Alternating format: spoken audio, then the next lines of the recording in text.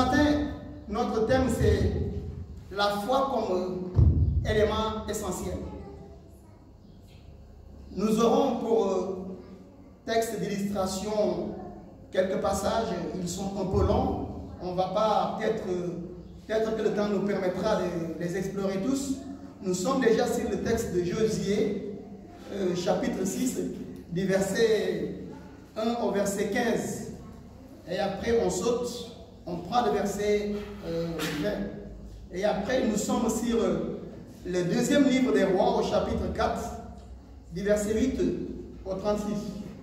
Et après, nous serons sur un bref passage, Luc 5, de 1 à 7. Et nous allons parler, comme je l'ai dit tout à l'heure, de la foi comme élément essentiel de notre marche avec le Seigneur. Dans ce passage, pour introduction, je veux juste raconter une petite histoire, une anecdote d'un homme de Dieu. Je crois dans les années 60 au Nigeria, il y avait un jeune serviteur de Dieu. Il y avait un jeune serviteur de Dieu, un certain Benson Idahosa.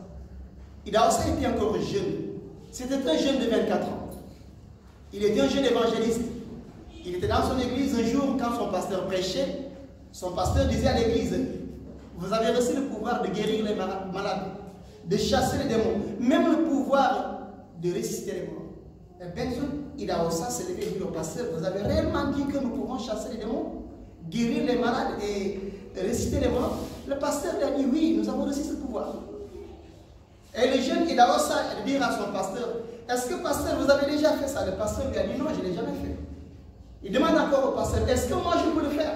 Il dit, oui, tu peux le faire. Et le jeune est sorti. Le jeune Benson Idahosa est sorti du culte ce jour-là. Il a enfilé son vélo. Depuis 11h du matin, 11h30, il faisait le tour de sa ville. Qu'est-ce que Benson Idahosa cherchait? Vous savez, avant, je disais qu'Abraham était un fou. Abraham, il appartient aux âges très lointains derrière nous. Mais dans nos temps encore, il y a des fous comme Benson Idahosa. Imaginez-vous ce qu'il a fait ce jour-là. Benson Idahosa allait de maison à maison à chercher un mort. Il arrive dans une maison, il toque à la porte, demande, est-ce qu'il y a un mort ici? On lui dit, non, il n'y a pas de mort. Il passe. Comme ça, de 11h30 jusqu'à 16h. Enfin, Benson Idahosa parvient à une maison où il trouve un mort. Enfin, il trouve un mort. Qu'est-ce que Benson Idahosa va dire? Un jeune de 24 ans. Il dit aux parents de la mort, du mort, je vais prier pour l'enfant, il va résister. Amen. Et les gens se moquaient de lui, lui disaient, non, ne vous moquez pas de moi. Je vais prier, je ne l'ai jamais fait. C'est ma première fois de le faire. Mais je vais prier pour l'enfant et il va résister. Et les gens le regardaient. Finalement, les gens le laissaient faire. Et Benson Idahosa a commencé. Il a déclaré, lève-toi, petite fille. Et rien ne s'est passé. Elle était un petit peu dans la confusion, la honte allait le couvrir. Il s'est rappelé ce que son pasteur a dit. Son pasteur lui a dit que tu peux le faire. Il n'a pas oublié que son pasteur venait de lui dire, depuis 11h30 qu'il a commencé à chercher son mort, il a trouvé à 16h, 4 heures de temps, à chercher un mort. Il parle au mort, réveille-toi, le mort refuse de se réveiller. Benson Idahosa se rappelle ce que son pasteur lui a dit, tu peux le faire. Et il est encore allé plus loin. Il a vu dans la Bible aussi que Jésus avait déjà aussi ressuscité un mort. Par exemple, la fille de Jairus. Et il a lu ce passage. Et il a vu comment Jésus-Christ a procédé. Quand Jésus-Christ a ressuscité la fille de Jairus, il a évacué tout le monde dehors. Et c'est ce que Benson Idahosa a fait. Il a évacué tout le monde dehors. Il est resté seul avec le petit. Il a dit à l'enfant, réveille-toi. En moins de 5 secondes, l'enfant est réveillé. Il a rendu à ses parents. C'était le jeune Benson Idahosa. Et le monde a commencé à parler de ce jeune. Benson Idahosa venait en ce moment-là d'accomplir ce que l'auteur de la lettre aux Hébreux nous dit que la foi, c'est une ferme assurance des choses auxquelles nous croyons et la démonstration de ce qu'on ne voit pas. Amen. Quand on avait dit à Benson Idahosa que ça tu peux le faire, il croyait fermement à ça. Mais après il n'a pas cru, après il s'est assis. Il s'est levé, il faisait le tour de la ville pour voir comment il va démontrer ça. Et ce jour-là, la main de Dieu était avec lui. Dieu voulait se glorifier par lui. Et Benson Idahosa a trouvé son mort, il a prié, Dieu s'est glorifié. Et c'est ça la foi. Une ferme assurance des choses auxquelles nous croyons et une démonstration de celles qu'on ne voit pas. C'est ça la foi. C'est ça la foi. On te dit une chose, on y croit avec fermeté, quelles que soient les difficultés. Benson Idahosa, quand il a commencé à prier pour le petit, c'était compliqué. Le petit avait refusé de se lever, mais il a persévéré. Et il a fait exactement comme les Écritures. Il y avait de l'opposition là-bas, il a fait sortir les parents. Il est resté seul avec l'enfant. Et Dieu s'est glorifié. Et c'est ça réellement la foi. C'est ça réellement la foi. Et nous allons voir à travers la Bible comment certaines personnes aussi ont triomphé avec la foi. Nous allons prendre pour illustration le deuxième livre des rois, au chapitre 4, à partir du verset 8 jusqu'au verset 36. C'est un passage un peu long, mais c'est un passage qui nous montre toutes les dimensions de la foi et ce que la foi aussi requiert comme exigence. Que le diacre de Rouen nous fasse la lecture de ce passage. 2 Rois, chapitre 4, du verset 8. Du verset 8 au verset 36. Je dis la parole. Un jour, Élisée passait par Soumel. Il y avait là une femme de distinction qui le pressa d'accepter à manger.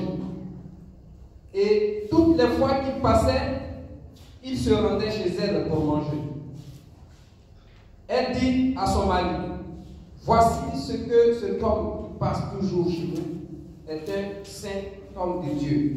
Faisons une petite chambre haute avec des murs et mettons-y pour lui un lit, une table, un siège et un chandelier, afin qu'il s'y retire quand il viendra chez nous. Élisée étant revenu à Sunem, il se retira dans la chambre haute et y coucha. Il dit à Géasi, son serviteur, appelle cette Sunamite. Géasi l'appela et elle se présenta devant lui. Et Élisée dit à Géasi, dis-lui, voici, tu nous as montré tout cet empressement. Que peut-on faire pour toi? Faut-il parler pour toi au roi et au chef de l'armée? Elle répondit, j'habite au milieu de mon peuple. Et il dit, que faire pour elle? Géasi répondit, mais elle n'a point de fils et son mari est vieux. Et il dit, appelle-la. Géasi l'appela et elle se présenta à la porte. Élisée lui dit, à cette même époque, l'année prochaine, tu embrasseras un fils. Et elle dit, non, mon Seigneur, homme de Dieu, ne trompe pas ta servante. Cette femme devint enceinte et elle enfanta un fils à la même époque, l'année suivante, comme Élisée le lui avait dit. L'enfant grandit et un jour, il allait trouver son père vers les moissonneurs. Il dit à son père, ma tête, le père dit à son serviteur, porte à sa mère. Le serviteur l'emporta et l'amena à sa mère. Et l'enfant resta sur les genoux de sa mère jusqu'à midi, puis il mourut. Elle monta le coucher sur le lit de l'homme de Dieu, ferma la porte sur lui et sortit. Elle appela son mari et dit, envoie-moi, je te prie, un des serviteurs avec des ânesses. Je veux aller en hâte vers l'homme de Dieu et je reviendrai. Et il dit, pourquoi veux-tu aller aujourd'hui vers lui? Ce n'est ni nouvelle lune, ni sabbat. Elle répondit, tout va bien. Puis elle fit sceller l'ânesse et dit à son serviteur, mène et pars. Ne m'arrête pas en route sans que je te le dise. Elle partit donc et se rendit vers l'homme de Dieu sur la montagne de Carmel. L'homme de Dieu, l'ayant aperçu de loin, dit à Géasi, son serviteur, voici cette Sunamite. Maintenant, cours donc à sa rencontre et dis-lui, te portes-tu bien? Ton mari et ton enfant se portent-ils bien? Elle répondit, bien. Et dès qu'elle fut arrivée auprès de l'homme de Dieu sur la montagne, elle embrassa ses pieds. Géasi s'approcha pour la repousser. Mais l'homme de Dieu dit, laisse-la, car son âme est dans l'amertume, et l'Éternel me l'a cachée et me l'a point fait connaître. Alors, elle dit, ai-je demandé un fils à mon Seigneur? N'ai-je pas dit, ne me trompe pas? Et Élisée dit à Géasi, c'est tes reins, prends ton bâton dans ta main et pars. Si tu rencontres quelqu'un, ne le salue pas. Et si quelqu'un te salue, ne le réponds pas. Tu mettras mon bâton sur le visage de l'enfant. La mère de l'enfant dit, l'Éternel est vivant et ton âme est vivante. Je ne te quitterai point. Et il se leva et la suivit. Géasi les avait dévancés et il avait mis le bâton sur le visage de l'enfant. Mais il n'y a eu ni voix ni signe d'attention. Il s'en retourna à la rencontre d'Élisée et lui rapporta la chose en disant, l'enfant ne s'est pas réveillé. Lorsque Élisée arriva dans la maison, voici l'enfant était mort couché sur son lit. Élisée entra et ferma la porte sur eux deux. Et il pria l'Éternel. Il monta, il se coucha sur l'enfant. Il mit sa bouche sur sa bouche, ses yeux sur ses yeux, ses mains sur ses mains. Et il s'étendit sur lui. Et la chair de l'enfant se réchauffa. Élisée s'éloigna et alla ça et là par la maison. Puis remonta et s'étendit sur l'enfant. Et l'enfant éternua 7 fois et il ouvrit ses yeux. Élisée appela Géasi et dit, appelle cette Sunamite. Géasi l'appela. Et elle vint vers Élisée qui dit, prends ton fils. Elle alla se jeter à ses pieds et se prosterna contre terre. Et elle prit son fils et sortit. Amen. Amen. Gloire à Dieu. Amen. On voit là le texte là de cette femme, cette Sunamite, que la Bible l'écrit au verset 8 comme une femme de distinction qui était à Sunem. Sunem, une localité que le prophète Élisée fréquentait souvent. La Bible dit que, au verset 8, la Bible dit un jour, Élisée passait sur Sunem, il y avait là une femme de distinction. Élisée passait. Élisée ne vit pas là à Sunem. Élisée ne réside pas à Sunem, mais il passait là-bas. Et il y a un jour où Élisée passait à Sunem, il y a une femme de distinction qui le pressa d'accepter à manger. Et toutes les fois qu'il passait, il se rendait chez elle pour manger. Élisée avait l'habitude. Élisée fréquentait Sunem et cette femme l'a remarqué. Et jusqu'à ce jour-là, il l'a interpellé pour l'inviter à manger, avec même insistance. Parce que la femme, elle connaissait qui était Élisée. Elle connaissait Élisée comme un serviteur de Dieu. Parce que la Bible dit qu'elle a dit à son mari, au chapitre 9, elle dit à son mari, voici, je sais que cet homme qui passe toujours chez nous est un saint homme de Dieu. La Sunamite connaissait Élisée comme un saint homme de Dieu, un serviteur de Dieu. Et comme la Sunamite, une femme de distinction comme qu'elle est, elle aimait Dieu. Elle manifestait son amour en prenant soin aussi des serviteurs de Dieu. Par son affection, par son attention pour les serviteurs de Dieu. Et là, c'était en l'occurrence Élisée. Quand la femme l'a vit, il a invité avec insistance à manger. Et Élisée a accepté. Parce que certainement Élisée n'avait pas un rendez-vous pour manger ce jour-là. Il partait comme ça. Et là, il trouve à manger, un bon cœur pour l'inviter à manger. Il va entrer. Il est entré là-bas. Il a mangé chez la femme. Et la femme a pris cette habitude. Après, un jour, elle a dit à son mari au verset 10, faisons une petite chambre haute avec des murs, et mettons-y pour lui un lit, une table, un siège et un chandelier, afin qu'il se retire quand il viendra chez nous. Et la femme sunamite, elle avait même aménagé sa maison. Elle avait trouvé un coin, une chambre à part pour l'homme de Dieu dans sa maison.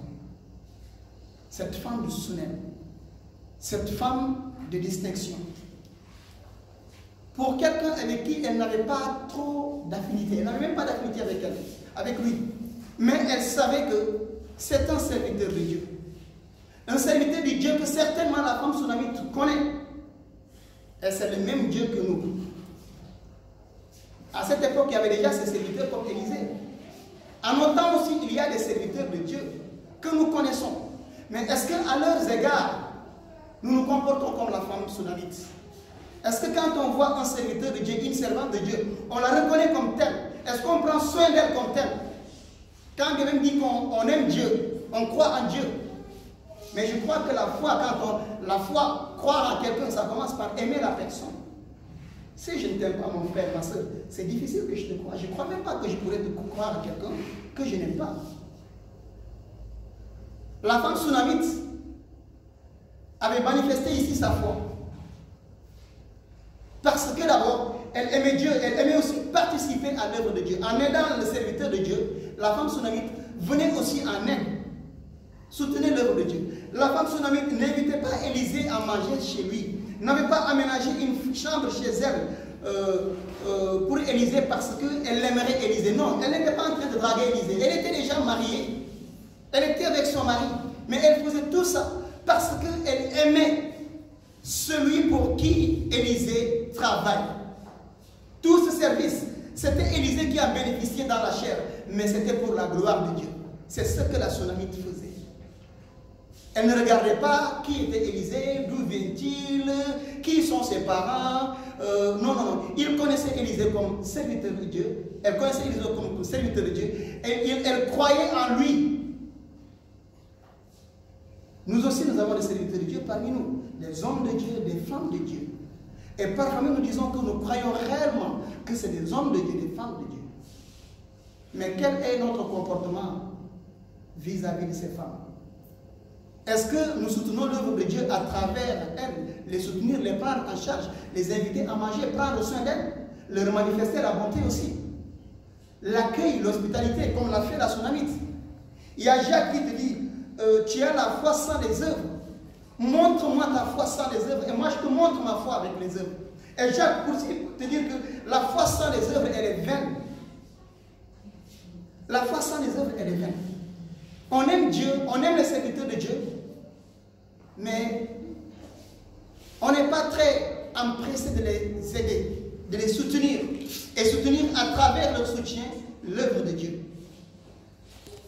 En même temps, on dit qu'on croit à Dieu. Mais qu'est-ce qu'on fait en ce moment pour son œuvre? Qu'est-ce qu'on fait en ce moment pour ceux qui portent son œuvre? Qu'est-ce qu'on fait en ce moment pour ceux qui portent son œuvre? Il y a l'autre qui nous dit, Matthieu, tu dis, celui qui reçoit un prophète en qualité de prophète, reçoit la bénédiction du prophète. Tu reçois le serviteur de Dieu dans sa qualité. Tu reçois la bénédiction de ce serviteur de Dieu. Éphésiens nous a dit qu'il a donné les uns comme apôtres, les autres comme prophètes, les autres comme évangélistes, les autres comme pasteurs et docteurs. C'était des dons. On voit comme ça les dons de Dieu, mais on ne sait pas quoi en faire. La femme sunamite n'avait pas raté de saisir sa chance quand elle a vu Élisée. Elle a vu en Élisée le don de Dieu. Et elle a pris soin du don de Dieu. Est-ce que nous aussi nous prenons soin de ces dons de Dieu? Les dons de Dieu, ce n'est pas que le parler en langue. Les dons de Dieu, c'est des hommes de chair et de sang comme nous. Et nous les connaissons parmi nous. Ils nous entourent. Ils nous enseignent. Ils nous édifient dans les voies de Dieu. Nous courons vers leur maison.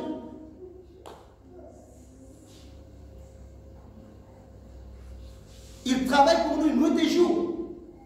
On les appelle tout le temps. Et il y en a qui sont entièrement consacrés à l'œuvre. Surtout cette Élysée, la Bible nous dit que la femme avait fini par aménager une chambre pour Élysée parce que certainement, Élysée fréquentait beaucoup cela. Donc il ne travaillait pas. Ou bien il n'avait pas une occupation qui lui prenait tout son temps. Et elle a aménagé une chambre dans sa maison. Est-ce que nous avons une place aménagée dans nos cœurs pour l'œuvre de Dieu, pour Dieu lui-même? Est-ce que dans notre emploi et dans notre timing, nous avons aménagé quelque chose pour Dieu? Est-ce que nous recevons des serviteurs de Dieu dans leur qualité de serviteurs? Vous savez, parfois nous faisons des prières. Nous demandons au pasteur de prier pour nous, au prophète de prier pour nous, à l'évangéliste, à un serviteur de Dieu de prier pour nous. Mais je vous dis, mes frères et sœurs, que le serviteur de Dieu peut prier pour toi. Dieu l'a exaucé. Mais quand l'exaucement vient, est-ce que toi qui as demandé la prière, est-ce que tu vas la recevoir? Nous rentrons comme ça, non? Parce que la personne qui a prié pour toi, tu ne l'as pas reçue. Et quand Dieu vient, il trouve dans ton cœur que toi, tu n'as pas un cœur d'empressement pour l'œuvre de Dieu. Tu n'as pas un cœur disposé pour l'œuvre de Dieu. Tu peux rater ta bénédiction. Tu peux rater ta bénédiction. Parce que dans ta bouche est celle qui critique les serviteurs de Dieu. Une bouche. Qu'est-ce que tu dis des serviteurs de Dieu? Qu'est-ce que tu dis des servantes de Dieu? Les reconnais-tu comme prophètes, apôtres, pasteurs, évangéliques, docteurs? Les reconnais-tu comme dons de Dieu? Les acceptes-tu réellement dans ta maison, dans ton cœur? Est-ce que tu les aimes réellement?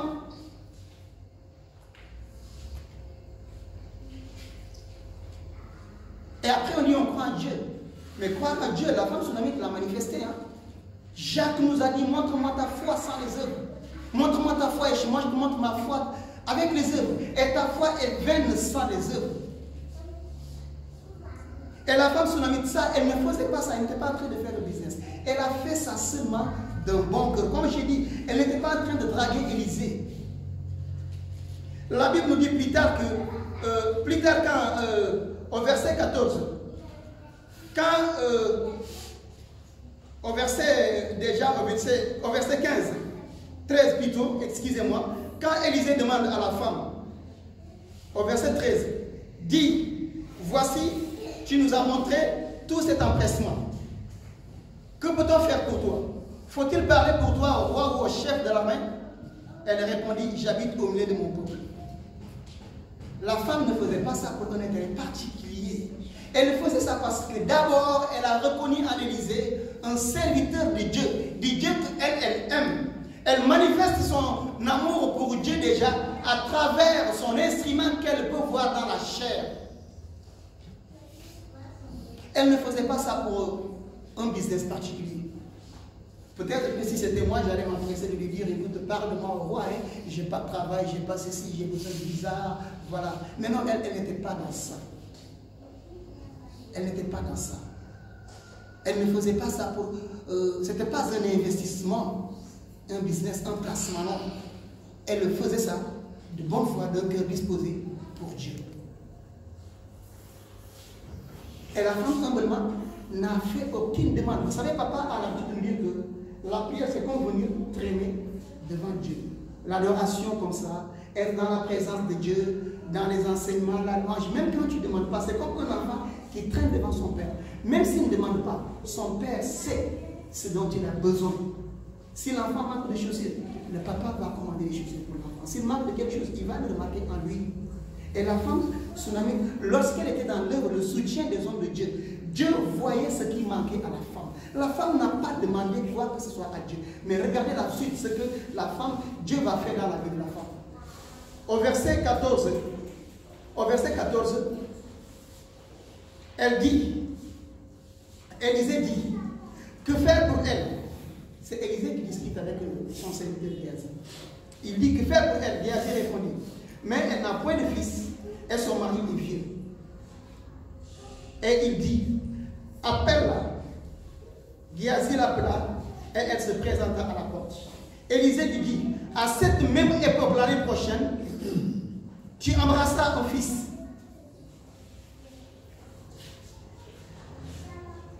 Elle n'a rien demandé à Dieu. Mais voilà, Dieu savait que... La Bible ne nous a pas dit que la femme est partie dire à Géasi, non, je n'ai pas de fils et mon mari est vieux. Non, mais Dieu le sait et il a révélé à ses serviteurs. Le temps puisqu'il fréquentait ces maisons, il connaissait la vie de cette femme. Sans rien demander, Dieu l'a bénie. Pourquoi? Parce que déjà, elle était dans l'œuvre de Dieu. Sans pour autant être à la chair, hein. Sans pour autant être à la chorale, sans pour autant être au protocole. Mais elle était dans le soutien des serviteurs de Dieu.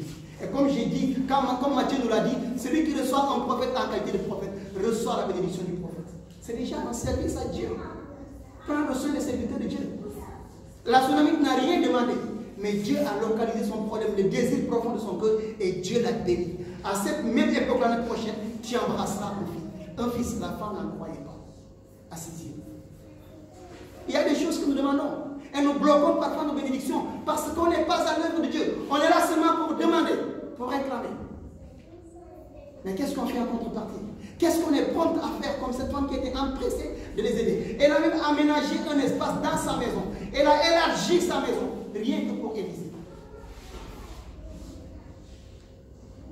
Et c'est ça la foi.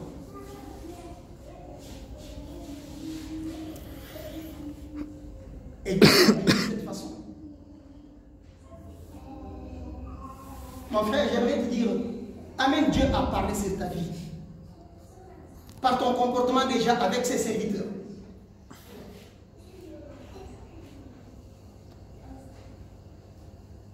La Sunamite avait eu un enfant à cet âge-là. Elle était âgée, son mari était vieux. Un enfant inespéré, qu'elle n'a même pas demandé. Comme elle a dit à Esaïe, j'ai béni un peuple qui n'a rien demandé. Là, elle a béni une femme qui n'a rien demandé aussi. Et pourtant déjà, elle demandait, elle traînait devant Dieu. Quand elle a vu le serviteur de Dieu, elle ne la calomniait pas. Elle adorait Dieu déjà, elle louait Dieu déjà, elle travaillait pour Dieu déjà en prenant soin de son esprit.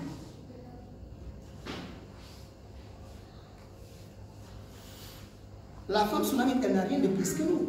On n'a pas dit qu'elle a prié, elle n'a pas gêné, elle n'a pas fait des offrandes particulières, elle n'a pas donné de dîme. Elle s'est juste disposée et elle a vu le miracle de sa vie. Cela nous est impossible. J'ai envie de dire, mon frère, touche le cœur de Dieu par ta foi, si tu as vraiment la foi en Dieu. Touche son cœur.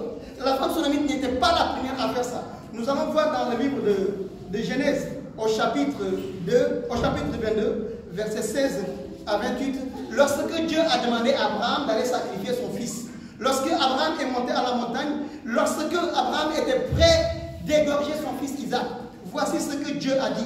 Quand l'ange a dit à Abraham de ne pas étendre sa main sur l'enfant, voici ce que Dieu a dit. Je le jure par moi-même, parole de l'Éternel, parce que tu as fait cela et que tu n'as pas refusé ton fils unique.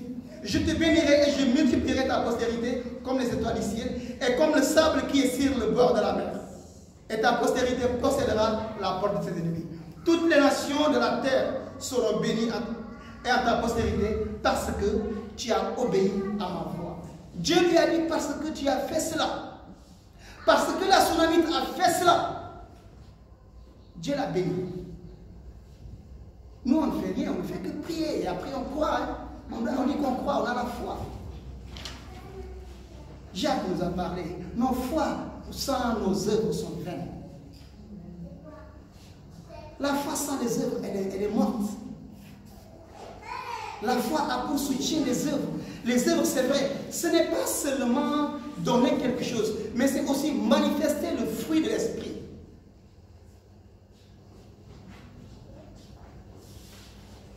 On peut aussi amener Dieu à parler dans nos vies.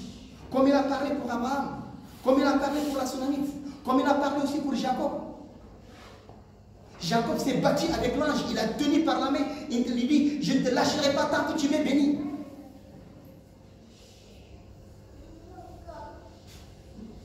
Par la foi, ils ont arraché ces miracles. Et l'ange a béni Jacob. Tu ne t'appelleras plus Jacob, tu t'appelleras Israël.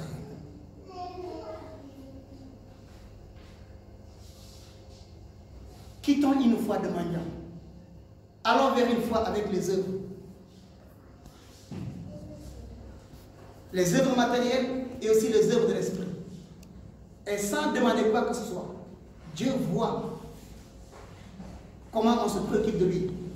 Quand nous manifestons les œuvres de l'esprit, c'est parce que nous voulons aussi manifester l'image de Dieu aux hommes. Et Dieu aime ça, que nous soyons réellement des représentants divins. La femme Sunamite a gagné la grâce de Dieu, a trouvé son miracle devant Dieu pas par une prière, pas par un jeûne. Elle n'était pas entrée en jeûne, mais c'est parce que tout simplement, elle a rendu service à un serviteur de Dieu. Et quand on poursuit, l'enfant de la femme est décédé. Parfois, Dieu peut te bénir. Toi, tu es chrétien. Et après, tu peux toujours trouver des problèmes. Qu'est-ce que tu vas faire? Tu vas t'affoler? L'enfant de la femme est décédé. Et son mari, au verset 23, lui dit pourquoi la femme voulait aller voir le prophète Élisée. Et son mari lui dit pourquoi veux-tu aller aujourd'hui vers lui? Ce n'est ni une nouvelle ligne, ni sabbat. Elle répondit tout va bien. Le seul et unique enfant qu'elle venait de voir, l'enfant, elle perd l'enfant. Son mari lui demande qu'est-ce qui ne va pas, pourquoi tu veux aller voir le prophète? Elle répond tout va bien. Mais c'est faux, en réalité tout va mal. L'enfant est décédé. Mais comme elle sait comment lui est venu cet enfant, d'où lui est venu cet enfant, elle ne paniquait pas. Elle ne paniquait pas. Elle était restée dans la confiance et l'espérance ferme que le même Dieu qui a donné cet enfant, il peut ramener cet enfant à la vie. Elle a dit tout va bien. Et c'est ça la foi. Il a fait comme Benson dans ça. Il a fait une chose, il a eu l'audace de braver une folie pour faire une chose que son pasteur même n'a jamais fait. Il est parti à la recherche de mort. Toi, ton enfant, ton seul et unique fils meurt, tu dis qu'il n'y a rien, tout va bien. Et pourtant, tout va mal. Mais par la foi, quel que soit le temps qui souffle, quelles que soient les difficultés, quelles que soient les épreuves, quelle que soit la rigueur, on glorifie Dieu dans le cœur, comme la femme sunamite. On garde le cap. C'est Dieu, une ferme assurance des choses auxquelles on croit. Elle croyait en son Dieu et elle en avait la ferme assurance.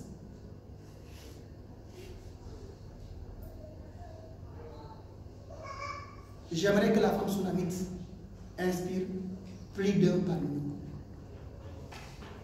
La foi avec les œuvres. La foi avec les œuvres. Une femme de distinction. C'était une personnalité. Elle n'était pas n'importe quelle femme à Sunéma. Elle était une femme distinguée. Une femme d'un certain rang.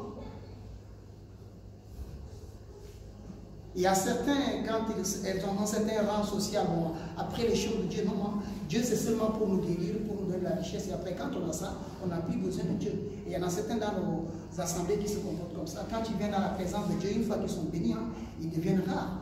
Parce qu'ils ont eu le Dieu banquier, le Dieu guérisseur qui a déjà fait ce qu'il devait faire dans leur vie, et c'est fini. Le reste, c'est les autres aussi qui ont besoin de chercher pour eux. Moi, j'ai plus besoin de Dieu. Cette femme, c'est vrai qu'il lui manquait l'enfant. Mais elle était déjà une femme de prestige à Soudan.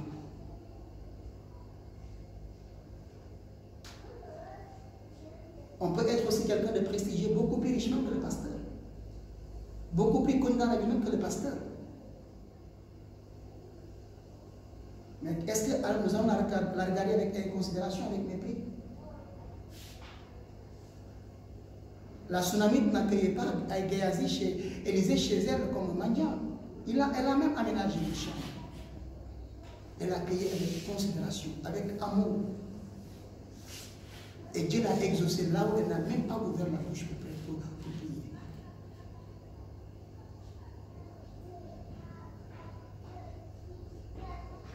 Que la Sunamite nous inspire. Nous allons voir le deuxième passage qui est sur le livre de Josué 6, de 1 à 15. Et après, il saute, il lit au verset 20.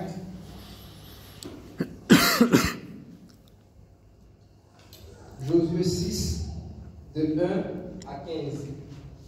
Je lis la parole. Jéricho était fermé et barricadé devant les enfants d'Israël. Personne ne sortait, personne n'entrait. L'Éternel dit à Josué, vois, je livre entre tes mains Jéricho et son roi. Ses vaillants soldats. Faites le tour de la ville, vous tous, les hommes de guerre. Faites une fois le tour de la ville. Tu feras ainsi pendant 6 jours. 7 sacrificateurs porteront devant l'arche 7 trompettes retentissantes. Le 7e jour, je ferai 7 fois le tour de la ville. Vous ferez 7 fois le tour de la ville, et les sacrificateurs sonneront des trompettes. Quand ils sonneront de la corne retentissante, quand vous entendrez le son de la trompette, tout le peuple poussera des cris, des grands cris. Alors la muraille de la ville s'ébranlera, et le peuple montera chacun devant soi. Josué, fils de Nun, appela les sacrificateurs et leur dit, portez l'arche de l'alliance, et 7 sacrificateurs portent 7 trompettes ralentissantes devant l'arche de l'alliance. Et il dit au peuple, marchez, faites le tour de la ville, et que les hommes armés passent devant l'arche de l'alliance.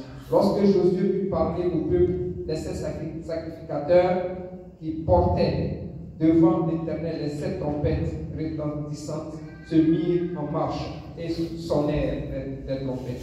L'arche de l'alliance de l'Éternel allait derrière eux.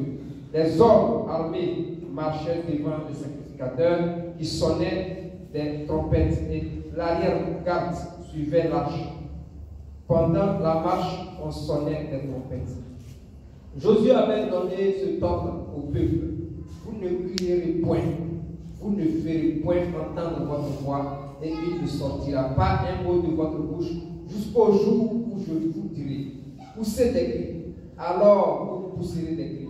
L'arche de l'Éternel fit le tour de la ville, elle fit une fois le tour, puis on rentra dans le champ, dans le camp, et l'on passa la nuit. Josué se leva de bon matin, et le sacrificateur portait l'arche de l'Éternel. Les 7 sacrificateurs qui portaient les 7 trompettes retentissantes devant l'arche de l'alliance se mirent en marche et sonnèrent des trompettes. Les hommes armés marchaient devant eux, et l'arrière-garde suivait l'arche de l'Éternel. Pendant la marche, on sonnait des trompettes. Ils firent une fois le tour de la ville. Le 2e jour, puis ils retournèrent dans le camp. Ils firent de même pendant 6 jours. Le 7e jour, ils se levèrent de bon matin, dès l'aurore, et ils firent de la même manière 7 fois le tour de la ville. Ce fut le seul jour où ils firent 7 fois le tour de la ville. Alléluia. Tu vas sauter, tu lis au verset 20. Tu lis le verset 20. Verset 20, je lis. Le peuple poussa des cris et les sacrificateurs sonnaient des trompettes.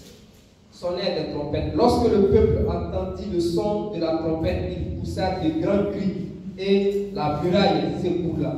Le peuple monta dans la ville, chacun devant soi. Ils s'emparèrent de la ville. Alléluia. Amen. La Bible dit le peuple poussa des cris et les sacrificateurs sonnèrent les trompettes. Lorsque le peuple entendit le son de la trompette, il poussa de grands cris et la muraille s'écroula. Le peuple monta dans la ville, chacun devant soi, ils s'emparèrent de la ville. Voilà une victoire éclatante, retentissante, devant une adversité qui était imprenable. La Bible, à l'introduction de ce chapitre, la Bible dit Jéricho était fermé et barricadé devant les enfants d'Israël. Personne ne sortait et personne n'entrait. Fermé, barricadé. Ça veut dire tout ce que ça veut dire. Il n'y avait aucun moyen de prendre cette ville. Et les enfants d'Israël étaient là. Avant, les enfants d'Israël, certains avaient essayé de prendre Jéricho, mais enfin, Jéricho tenait. Mais Josué venait, il devait passer par là. Pourquoi Josué, il n'a pas pu contourner Jéricho? Il fallait qu'il passe par Jéricho. Il n'a pas cherché la facilité.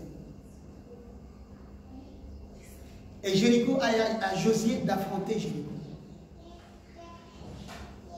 Mais Josué a un Dieu. Le Dieu qui, le jour où Josué a commencé à travailler avec lui, voici ce que Dieu a dit à Josué au verset 5.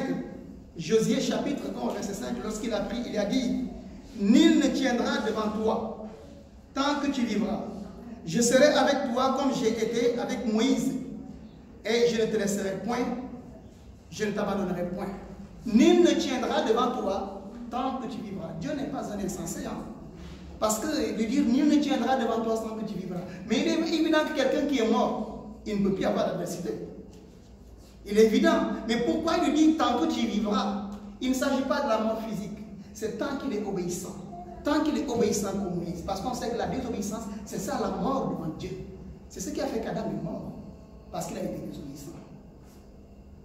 Dieu lui a donné une instruction, il a appelé à son service et lui dit: nul ne tiendra devant toi tant que tu vivras, tant que tu seras obéissant à mes instructions. Et il lui dit: je serai avec toi comme j'ai été avec Moïse. Il a donné Moïse comme modèle parce que Moïse était obéissant, soumis. Et c'est ce que Josué a fait. Et cette obéissance, Josué va le manifester ici lorsqu'il était devant Jéricho. Une ville imprenable, une forteresse devant lui. Barricade fermée, personne n'entre, personne ne sort. Un couvre-feu total. Nuit et jour. Et Josué était là. Il était là avec sa chorale, avec ses sacrificateurs, avec ses soldats. Mais il n'osait pas affronter. Mais Dieu lui a parlé. Il lui a donné des instructions très claires.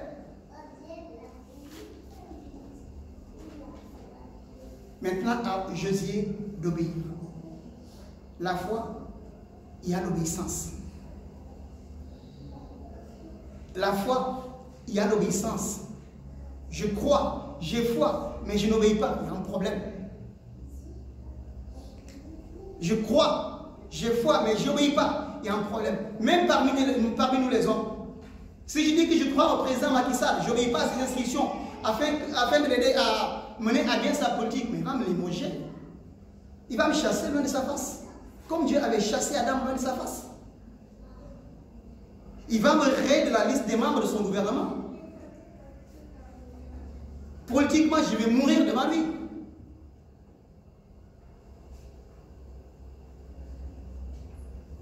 Politiquement, je vais mourir devant lui. Et on a vu du verset 2 jusqu'au verset 5, Dieu a donné des instructions claires à Josué. Et la Bible nous dit, au verset 6, la Bible nous dit: Josué, fils de Nun, appela les sacrificateurs et leur dit: portez l'arche. À partir du verset 6, Josué aussi entrepris de répéter les mêmes instructions à son peuple, aux sacrificateurs, aux soldats. Faites ceci, ne faites pas ceci, faites ceci, ne faites pas ceci. Faites ceci quand je vous le dirai. Ne faites pas ceci. Ne parlez même pas. Ne branchez même pas, que personne ne parle. On va dire en bas, ne parle pas, hein? Ça sera difficile que je me taise. Hein? Et après, ce que je cherche quand j'échoue, je vais dire non, le pasteur n'a rien vu, il n'a rien compris. Et pourtant, le problème, ce n'est pas le pasteur, c'est moi. Josué a bien parlé à son peuple, aux sacrificateurs, aux soldats. Il leur a répété l'instruction que Dieu lui a donnée. Et heureusement, il n'a pas eu un peuple rebelle, un peuple contestataire. Ils ont obéi. Ne parlez même pas, que je n'entends personne crier. Jusqu'au jour où je vous dirai de crier. C'est parfois le combat. On a des combats, on va voir les hommes de Dieu, les frères ont prié pour nous, après on nous dit, voici, voici, voici. D'abord, ce qu'on nous a dit après avoir prié, est-ce qu'on croit à ça? C'est déjà ça le problème. La muraille était là, l'adversaire était là, Jéricho était là, il fallait prendre la ville. Les soldats étaient là avec leurs lances, prêts à découdre avec les gens de Jéricho. Mais Dieu leur dit non, faites seulement le tour de la ville, voilà, et vous chantez, voilà, vous sonnez dans votre trompette, tout simplement. Chaque jour, faites un tour, tout simplement. Ça peut renverser les murailles. Où est-ce qu'on a vu ça? Les Américains sont très forts en stratégie, mais je n'ai jamais entendu, on a dit que les Américains ont gagné une guerre seulement par leur trompette.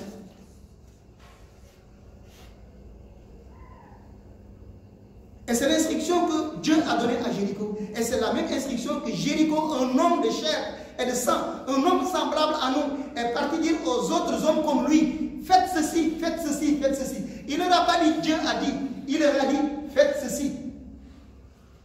Au verset 6, la Bible a dit, Josué, fils de Nun, appela les sacrificateurs et leur dit, portez l'arche de l'alliance. Il ne leur a pas dit, Dieu a dit. Parfois, le pasteur peut te parler directement. Il n'est pas obligé de te dire, Dieu a dit. Mais peut-être que ce qu'il t'a dit, c'est un peu compliqué pour toi. Tu vas aller penser que c'est le pasteur qui a pensé lui-même. Alors qu'il t'a répété ce qu'il a reçu dans le secret pour toi. Vas-y, fais ceci, fais ceci. Non, toi, tu vas faire autre chose. Et après, quand tu viens, tu amènes peut-être que tu as beaucoup d'argent, ou bien tu es dans un business, tu amènes un costume, ou bien un joli pagne, pour donner le pasteur. Écoute, moi, si tu me donnes ça, je vais prendre, là, je vais bien me saper. Et après, si tu n'es pas assis, ce n'est pas mon problème. Tu n'as pas obéi à la voix de Dieu. Dieu n'a pas dit, va habiller Ambroise, va habiller Paul ou Jean ou Jacques ou bien Martine. Non. Dieu a dit, fais ceci, fais ceci, fais cela. Fais cela et tu verras la parole de Dieu s'accomplir. Et c'est ce qui fait que parfois, nous luttons dans les choses. Pendant longtemps, on ne voit pas la situation avancer parce qu'on ne fait pas exactement ce qu'on demande de faire. Même jusqu'à garder silence, Josué a dit ça à son peuple, taisez-vous. Josué a repris exactement l'instruction que Dieu lui a donnée. C'est la confiance. Il avait une entière confiance en Dieu. Et le peuple aussi avait entière confiance en Josué, un homme de chair comme eux. Parce que d'abord, ils ne voyaient pas en Josué comme un simple frère, comme un simple papa, un simple tonton, ou bien un simple papy. Ils voyaient en Josué comme la représentation de l'autorité de Dieu. Et ils croyaient que Dieu parlait à travers Josué. Et ils croyaient que ce que Josué leur dit dans des circonstances pareilles, ça vient de Dieu. Tu as émis un souci, on a prié pour toi, on t'a dit, voici ce qu'il faut faire. Soit dans le jeûne, soit dans la prière. Fais ceci. Tu ne l'as pas fait. Et pourtant, le frère, la soeur qui t'a dit ça, c'est parce qu'il a reçu ça. Il est venu et t'a dit ça aussi. Mais tu as négligé ça. Josué avait pensé que non, Dieu seulement que nous fassions un défilé. On n'est pas dans un défilé de l'indépendance. Il faut qu'on en vienne aux mains avec les gens de Jéricho. L'obéissance. L'obéissance. L'obéissance. La foi.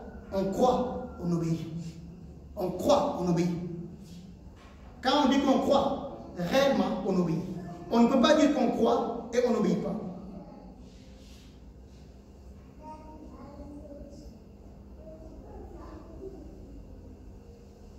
Et comme il a dit à Josué, tant que tu vivras devant ma face, tant que tu seras obéissant, tant que tu te sanctifieras, parce que la désobéissance c'est le péché, tant que tu t'éloigneras de ces choses-là, je serai avec toi, je t'exaucerai. Parce qu'il y a l'autre là, Jean 9, 31, l'autre là que Jésus-Christ a guéri à la piscine de Bethesda, lorsqu'il était devant les pharisiens, il leur dit, mais moi je sais que Dieu n'exauce pas les pécheurs. Mais celui qui fait sa volonté, Dieu l'exauce.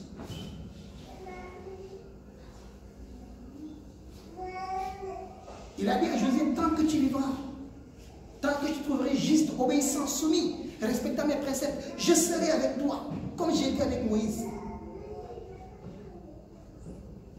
Parce que dans cette circonstance-là, lorsque Josué avait pris la charge de conduire le peuple, Josué était dépassé parce que depuis jeune, il a vu toutes les péripéties par lesquelles Moïse est passé. Et lorsqu'il était revenu à la responsabilité de conduire le peuple, Josué était cassé au-delà de lui. Il avait peur. C'est comme nous, mon frère, ma soeur, si on te dit demain, prends cette église en charge. Tu vas dire avec tout ce que maman dit, c'est moi qui viens de prendre l'église. Ça devient lourd, ça pèse sur toi. Mais Dieu te parle, il te dit non. Tant que tu vivras, tant que tu seras droit devant moi, je serai avec toi comme j'étais avec Maman Kassou. Je serai avec toi comme j'étais avec ma servante. Je ne t'abandonnerai pas. L'obéissance. et une vie qui plaise à Dieu.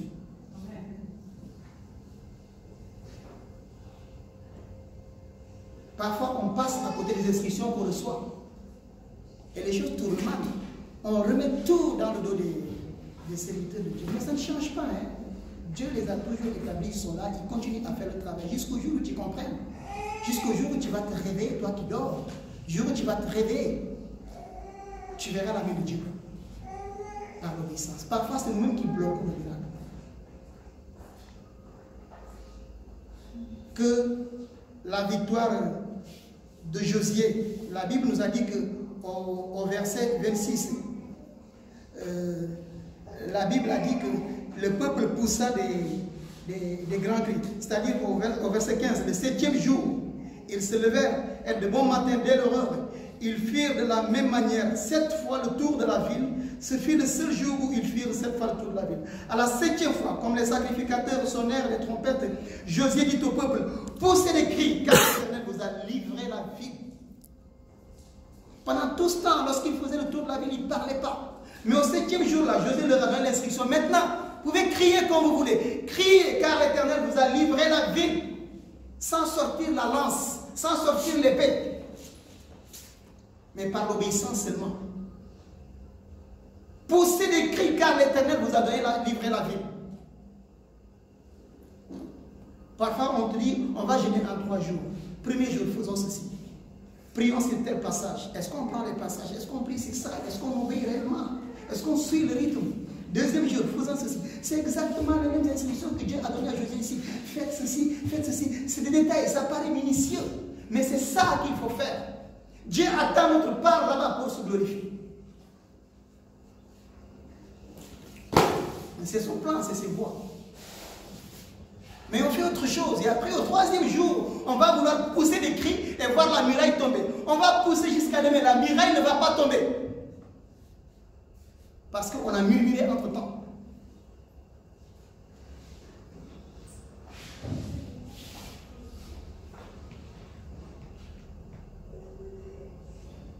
On a interverti le rôle entre ceux qui portent l'arche et ceux qui ont des trompettes.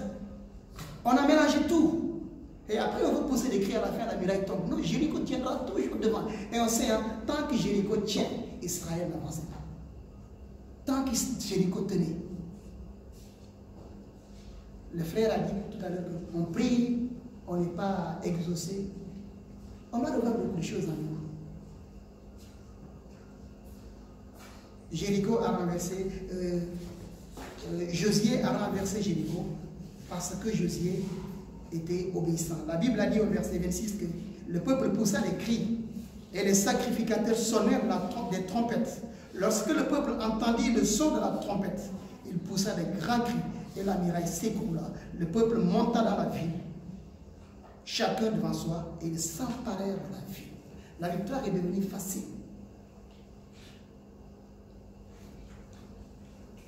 L'obéissance a été peut-être difficile, mais quand on a vu ça, la victoire devient facile. La foi implique l'obéissance. Que Josué nous enseigne. Que quelqu'un réveille l'esprit de Josué pour qu'il puisse nous enseigner. Afin qu'on puisse renverser Jéricho. Sinon, on va crier, crier, crier, crier. Jéricho tiendra toujours devant nous. Jéricho. Jéricho. Et on ne peut pas contourner Jéricho. Quand on va plus loin, dans la descendance de Jésus-Christ, était Rahab, et Rahab était dans cette ville. Il fallait qu'Israël passe par là. Parfois, on contourne les étapes difficiles pour aller devant, mais on sera obligé de revenir derrière. Israël ne pouvait pas contourner. Rahab était là. Dans la généalogie de Jésus-Christ, Rahab était là-bas. Si Israël avait contourné Jéricho, mais écoutez, il n'y aurait pas Jésus-Christ, hein? Dieu allait changer son plan. Israël ne pouvait pas éviter Jéricho. Parfois on dit fais ceci, c'est compliqué, on veut éviter. Mais on évite, on va se tromper. On va revenir encore à la case arrière. Le peuple devait rester en Égypte pendant 400 ans. Mais Moïse a fait ce qu'il a fait, le peuple a fait 130 ans. Ça a prolongé. Mais la prophétie était que ce soit 400 ans après, ils sortent d'Égypte. Mais à cause de Moïse, le peuple a fait 130 ans. À cause de la désobéissance, manque de coopération avec Dieu, il y a des choses qui perdurent. Si Josué avait l'idée maligne de contourner Jéricho, il allait aller jusque loin là-bas. Il va revenir encore. Peut-être qu'il va pousser le peuple 2 mois, 3 mois devant, et après il va revenir encore, faire encore 2 mois, 3 mois en arrière, combattre Jéricho et retourner. Il allait accuser un retard d'au moins 6 mois. Si c'est en année, au moins 6 ans.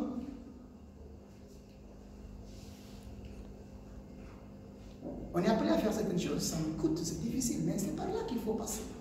Et c'est la foi. Que Jésus nous enseigne ce matin. Amen.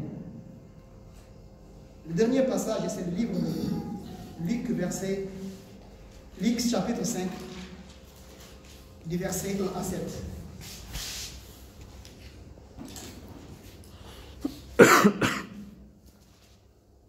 Luc chapitre 5, du verset 1 à 7. Je lis la parole. Simon lui répondit, Maître, nous avons travaillé toute la nuit sans rien prendre, mais sur ta parole, je jeterai le filet. L'ayant jeté, ils prirent une grande quantité de poissons et leur filet se rompit. Verset 1 à 5. 1 à 7. 1 à 7. Luc 5. Luc 5, 1 à 7. Comme Jésus se trouvait auprès du lac de Génézareth et que la foule se pressait autour de lui pour entendre la parole de Dieu, il vit au bord du lac 2 barques d'où les pêcheurs s'étaient descendus pour laver leurs filets. Il monta dans l'une de ces barques qui était à Simon et le pria de s'éloigner un peu de terre. Puis il s'assit et de la barque il enseignait la foule. Lorsqu'il eut cessé de parler, il dit à Simon, avance en plein eau et jetez vos filets au pêcher. Simon lui répondit, Maître, nous avons travaillé toute la nuit sans rien prendre, mais sur ta parole, je jetterai le filet. L'ayant jeté, ils prirent une grande quantité de poissons et leur filet se rompait. Ils firent signe à leurs compagnons qui étaient dans l'autre barque de venir les aider. Ils vinrent et ils remplirent les 2 barques au point qu'elles s'enfonçaient. Amen. Amen. Gloire à Dieu. Amen. La Bible a dit, Pierre a dit, Maître, nous avons travaillé toute la nuit sans rien prendre, mais sur ta parole, je jetterai le filet. Nous avons travaillé toute la nuit sans rien prendre, mais sur ta parole, Seigneur, Maître, je jetterai le filet.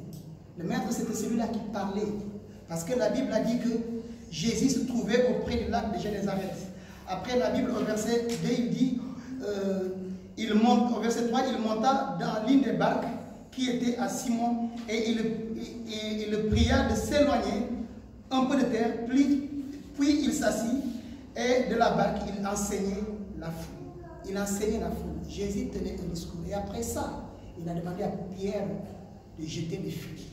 Parce qu'il avait trouvé Pierre et d'autres en train de laver le filet. Ils avaient pêché toute une nuit, travaillé toute une nuit. Ils n'avaient rien pris. La nuit était blanche. De vains efforts. Passer la nuit, devoir retourner à la maison comme rien. On est là. On a quitté nos pays depuis longtemps. On est là, on cherche des choses. Devoir rentrer chez nous. Les mains vides. On a laissé des situations. Peut-être que les pierres n'avaient pas laissé de poissons à la maison ce jour-là. Ils n'avaient pas laissé quelque chose à chauffer dans la marmite ce jour-là. Ils comptaient sur leur nuit de pêche. Mais ce matin-là, rien. Mystérieusement, le poisson avait disparu. Le poisson ne voulait pas d'eux. Mais le matin, ils avaient rencontré le créateur de toutes choses. Il leur a parlé. Et Pierre était là lorsqu'il parlait, il écoutait. Pierre écoutait. Pierre écoutait. Pierre écoutait. Il écoutait le maître parler. Jésus-Christ parler. Et après, quand Jésus-Christ lui a dit, jette les filets là-bas, Pierre lui a dit, Maître, nous avons travaillé toute la nuit sans rien prendre, mais sur ta parole, je jetterai le filet. Sur ta parole, jette le filet seulement. Mais qu'est-ce qui a convaincu à Pierre d'abord? C'est le discours que Jésus-Christ tenait, qui a touché Pierre. Quand on entend les hommes de Dieu parler, est-ce qu'on croit? Est-ce que la parole qui dit on l'attache à nos cœurs? Parce que si on ne l'attache pas à nos cœurs, rien ne se passera. Rien ne se passera. Pierre n'a pas jeté son filet en vain. Il a dit, nous avons travaillé toute la nuit sans rien prendre. Mais sur ta parole. C'est-à-dire, à partir du mais là, de toute la nuit là, ils l'ont effacé. Là, c'est un nouveau commencement. À partir du mais, le mais là, ça change tout. À partir du mais là, là où la parole de Jésus-Christ doit intervenir, ça change tout. Avant, ils avaient fait par eux-mêmes. Mais lorsque Jésus-Christ est intervenu, c'est devenu notre histoire. C'est devenu notre pêche. Ceux qui n'ont pas eu pendant toute une nuit, ils l'ont eu en un instant. C'est comme nous. On a tourné en rond pendant longtemps à chercher des choses qui nous échappent. Des boulots, des promotions, des maris, des femmes, des épouses, des voyages, des visas. Jésus n'a pas encore parlé. Mais le jour où Jésus parlera, si tu crois, ça changera tout. Ce sera une autre histoire. Amen. Mais il faut d'abord croire, avoir confiance. Amen. Pierre croyait en ce que Jésus-Christ disait. C'est pourquoi quand le maître a parlé, il n'a même pas opposé. Il a dit, sur ta parole. Mais, il a opposé le mais. Le mais a tout effacé. Ça, c'est passé. Ça compte plus. Je jetterai le filet. Il faut dire, mais j'ai rencontré Christ. J'ai galéré pendant longtemps. J'ai tourné en rond pendant longtemps. Mais j'ai entendu la parole de Dieu. Tout a changé dans ma vie. Tout change dans ma vie. Je jetterai le filet. Amen. Je jetterai le filet. Moi, je vais jeter le mien. Pendant longtemps aussi, j'ai tâtonné à gauche pour trouver une femme à droite. Je n'ai pas trouvé, mais j'ai trouvé. Je vais trouver. Amen. Parce que Christ a parlé dans mon cœur. Amen. Et je vais trouver. Amen. Et c'est ça la foi aussi, la confiance. On avait vu Ruth, l'autre là, la Tsunamite. Elle était dans les œuvres. La foi, ça demande les œuvres. Jacques nous dit, la foi sans les œuvres, elle est morte. Dans ta foi, ajoute-y des œuvres. Pas, c'est vrai, l'argent, les pantalons. Bon, si tu as ça, c'est bon. Mais aussi les œuvres de l'esprit. Change. Laisse l'esprit te changer. De sorte qu'on voit que c'est vraiment Jésus qui t'a transformé. Ça, c'est une œuvre qui fait plaisir à Jésus-Christ. Parce que là, tu deviens son image. Comme à l'origine, il nous a créés à son image pour qu'on ressemble à lui. Qu'on ait l'amour pour les frères et les sœurs. Qu'on s'empresse d'aider les uns et les autres. Amen. Un jour, dans son enseignement, maman nous disait qu'un chrétien, quand tu as une occasion de venir en aide à ton frère, il faut sauter dessus. Ne te fais pas supplier. Plusieurs fois, nous avons réchigné à venir en aide à nos frères et sœurs. Et quand on vient en aide, Dieu voit tout ça, comme il voit la Tsunamite s'empresser à servir Élisée. Elle ne cherchait pas un enfant en ce moment. Hein. Elle ne cherchait pas à rencontrer le roi ni le chef de l'armée. Elle avait fait ces choses. Je suis au milieu de mon peuple. Mais Dieu savait ce qu'il allait opérer dans sa vie. Il n'a pas gêné, elle n'a pas gêné, elle n'a pas prié. Mais parce qu'il y avait des œuvres qui étaient là, qui plaidaient pour elle. Son hôtel, c'était des œuvres devant Dieu. On a vu Josué. Il était dans l'obéissance et la crainte de Dieu. Dieu lui a dit, tant que tu vivras, tant que tu t'éloigneras de l'iniquité, tant que tu seras obéissant, je serai avec toi comme j'étais avec Moïse. Nul ne tiendra devant ta face. Je ne t'abandonnerai pas. Fais comme Josué, et c'est sûr que son Dieu ne t'abandonnera pas. Fais comme Josué. Lis Josué et que son esprit t'inspire. Son esprit ne t'abandonnera pas. Il sera comme toi et nul ne tiendra devant toi. Aucun obstacle, aucune porte ne sera fermée. Si vraiment tu tiens à une chose dans ton cœur, le Seigneur ouvrira la porte. Elle ne sera pas fermée. Et Pierre, il est, à l'époque, je me rappelle aussi, j'aime beaucoup le football. Manchester United gagne ses matchs à la dernière minute. Lorsque les certains supporters commencent à quitter le stade, c'est là-bas qu'ils commencent à mettre des buts. Manchester de Ferguson. La dernière minute, Pierre avait tout déjà rangé son moteur sans pour rentrer. Voilà, plus rien ne l'intéressait de la mer. Hein. Et là, le Seigneur a parlé, il a dit, jette. Que cela nous inspire. Travaillons notre foi dans les épreuves de tous les jours. Le soutien aux hommes de Dieu. Les œuvres. Manifester les œuvres en nous, nous sommes chrétiens. Et nous avons de quoi manifester nos œuvres. Paul nous a dit que le Saint-Esprit nous a été donné. Et ce jour-là, nous avons reçu le Saint-Esprit. On a à nous l'amour de Dieu qui nous change. Et puis c'est les épreuves qui nous aident à développer notre foi. Une foi de confiance devant Dieu. Et la Bible dit que, Jean nous dit, la victoire qui triomphe du monde, c'est notre foi. La victoire qui triomphe du monde, c'est notre foi. Quel que soit ton problème, quel que soit ton souci, c'est ta foi. Tu as un problème, tu as beau prier, tu as beau jeûner, tu as beau faire quoi. Si tu n'as pas de foi, tu n'as pas de triomphe sur le monde. Parce que tous les problèmes que tu as, c'est des problèmes qui te viennent du monde. Ça ne te vient pas du ciel. La victoire sur ces problèmes-là, c'est la foi. Mais la foi en Dieu, pas la foi dans ton argent, pas la foi dans ton prestige. La Sunamite était une femme de distinction. Elle n'avait pas la foi dans son prestige. Elle avait la foi à quelqu'un qui était plus prestigieux qu'elle. L'Éternel des armées, El Shaddai.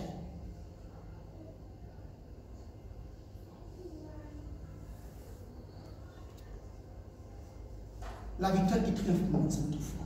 Mais cette foi-là, la Bible a dit, quand le Seigneur viendra, trouvera-t-elle la foi sur terre? Si Jésus-Christ venait me visiter ici, est-ce qu'il va trouver la foi en toi, mon frère, en toi, ma soeur?